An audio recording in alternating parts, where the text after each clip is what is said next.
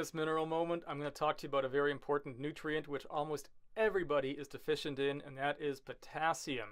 And this deficiency goes unrecognized by most, doctors and nutritional articles out there, because conventional medicine is looking at the blood level of minerals, and the blood level of potassium almost always stays within a healthy range because blood is homeostatic. I mean, its very nature is to return to a healthy, safe, normal level.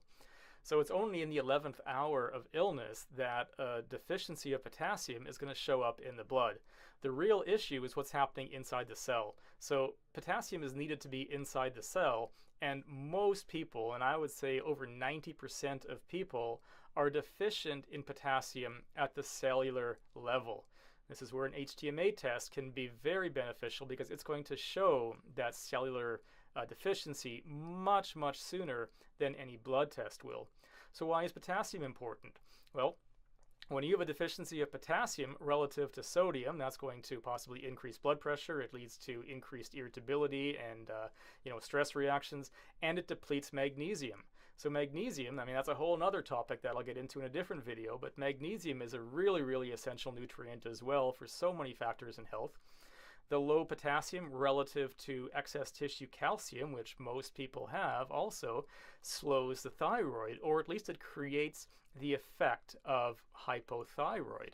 So we really need to understand, in addressing things like, irritability, hypothyroid, high blood pressure, what's happening with the potassium level. Take AFib, for example, atrial fibrillation. So potassium is needed to metabolize glucose. So let's say that you have a high sugar meal or snack before bed.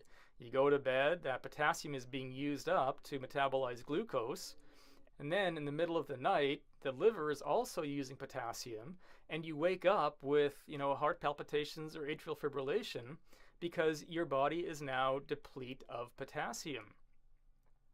So when we're addressing something like AFib, we really have to look at what's happening at the cellular potassium status. And in almost all cases, AFib is linked to a potassium deficiency. And this is just something that is really off the radar in conventional medicine. So drink up your coconut water. It's a great source of potassium. Black cherry juice is another amazing source of potassium. The bananas, you'd have to eat like a sack full of bananas every day to get enough potassium. But we really do need a lot of potassium in our diet. Most people are deficient, like I said. Learn more about potassium, how it affects your health, your energy, all of that at Mineral Mastery, mineralmastery.com. Cheers, guys.